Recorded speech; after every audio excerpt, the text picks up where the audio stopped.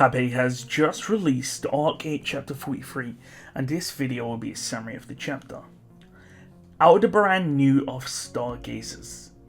The person who told Al about it was someone who had obtained nearly all of the knowledge in the world, and yet still greedily devoured the unknown.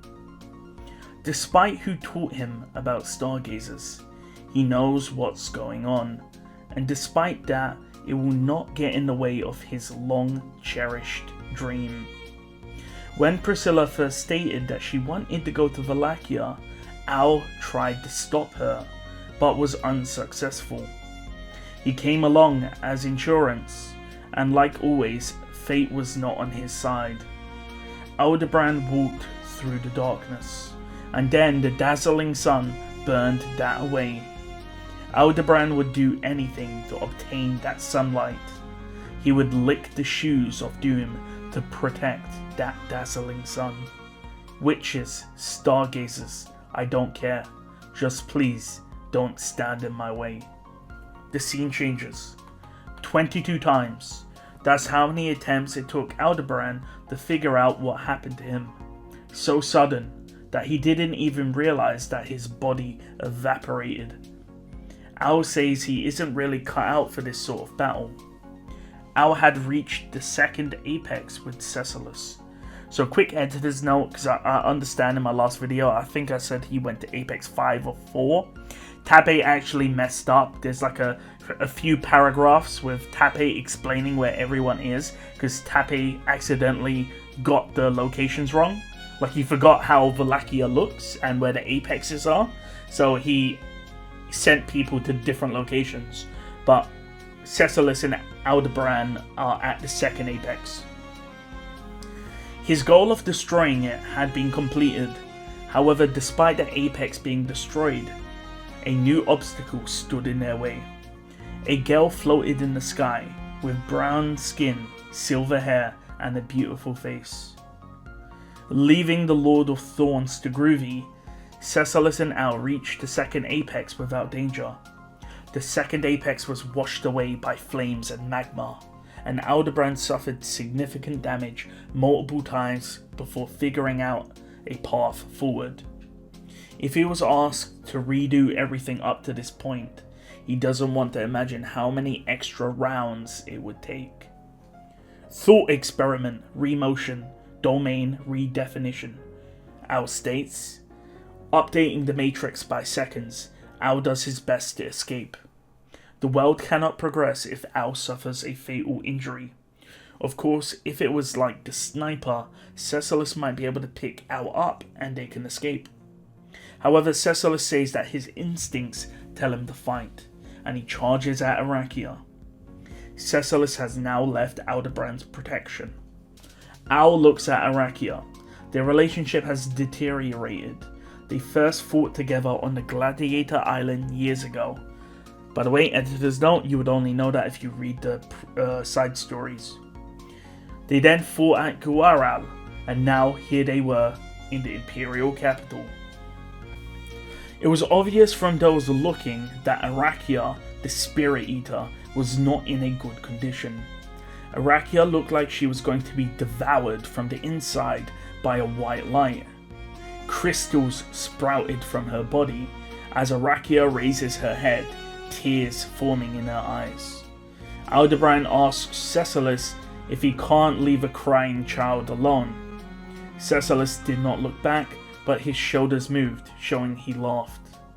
Cecilus says that a child or woman's tears can be the catalyst of a story, but he is there for those tears. Cecilus darts ahead like lightning, darting over the magma. To someone like Aldebaran, touching the magma would carbonize the body. Aldebaran can vouch to that. Bolts of light flew from Arakiya to Cecilus, reshaping the city around him.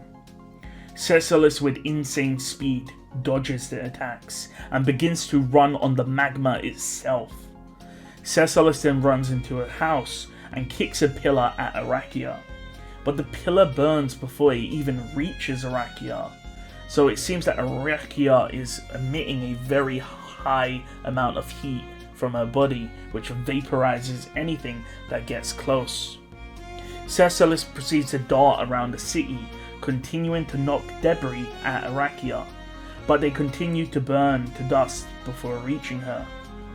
We see that Arakiya has no real consciousness, and that if they leave her alone, she might severely damage the city and make it uninhabitable. So Cecilus is distracting her so that she doesn't destroy the city of Wallachia. Cecilus says that if many people died, it would be a lonely place. Al, seeing this, grips his helmet. Seeing Cecilus's determination, he proceeds to step forward. He died 22 times, and who knows how many more times he would have to try again. It may make him insane. However, sanity or not, as long as the sun still shines, it will be okay. Al continues forward, and a rod of light lands nearby, splashing magma on Aldebaran, who couldn't avoid. "Next," he mutters. Al stepped onto the stage in his own way. The scene changed. Rowan spent his entire life on a technique which could cut the clouds, but to monsters like Cecilus or Arakiya, it was simply seen as a trick with no use. Rowan ducks to avoid the attack, but is blasted backwards, and Iris's foxtails burst from her clothes. Rowan is sent flying backwards. Rowan then unleashes his sword from the scabbard, but Iris's hand grabs him and prevents him from doing it, telling him to stop. Rowan then swings the sheath around and slams Iris's face, but the sheath itself breaks apart, even though it could break someone's skull. Rowan again is then blasted backwards. In a few seconds he was beaten. Rowan had a dream to reach the heavenly sword. No matter how many demons or monsters he faced, it was what he desired. There was no lies or falsehoods, no compromise or resignation. Rowan never met a transcendent being who would be able to stand up to his strength, and therefore he never really had a training partner. Rowan never met anyone who could really push him up. Here he survived Iris's initial attack, since Iris did not want to kill him. Balleroy retreated since he feared Cecilus's counterattack. The undead Rowan fought only died because they were extremely weak. Cecilus only let him escape, wounded, since Cecilus liked the idea of Rowan coming back super strong and being able to fight him. The world will not grant Rowan's wish, but will always provide a path to survival. Rowan looks at the woman. She is at the royal palace, therefore she must be the strongest being in the capital. The amount of mana emitting from her is immense. Even Cecilus wouldn't be able to beat her. Rowan, however, seeing this, laughed. If he wanted to reach the heavenly sword, he would have to slay his son. However, if he fought a being stronger than his son and won, that would also prove it. Rowan introduces himself as Rowan Sigmund. Rowan unleashes his strongest and fastest move, aiming to behead Iris, but Iris simply tilts her neck to the side and avoids the sword slash before moving forward and burying Rowan into the pavement. Iris walks away and turns her back to Rowan, not even seeing him as a threat, and tells Rowan to leave the city if he wants to save his life. Rowan was not weak, but at the same time he was not strong. It was a crime for someone like him to be in the capital. Iris is however shocked. Rowan stands up, and in a flash he slashes his own neck, and blood sputters out of Rowan's body, and that blood is sucked into the ground. Iris is confused. Rowan, standing there, begins to speak, saying, "It's certain a man." However, he pauses mid-sentence, and he falls to the floor, dead. However, shortly after, the sentence is complete. A man will reach the heavenly sword.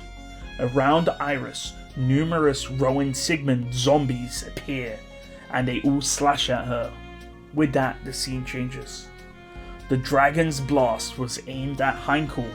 He used his sword to dig a hole as fast as possible.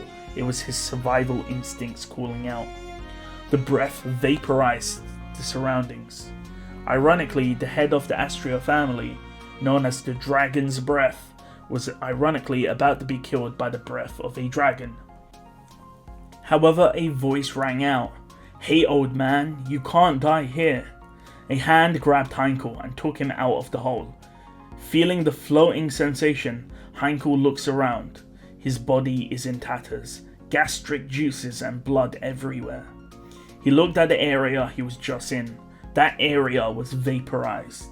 He would have died if he stayed there. The man says it was his role to go south and attract attention, but he couldn't believe his eyes, saying that the old man has guts. Heinkel turned to look at the person. He couldn't recognize the voice since his ears were ringing from the previous attack.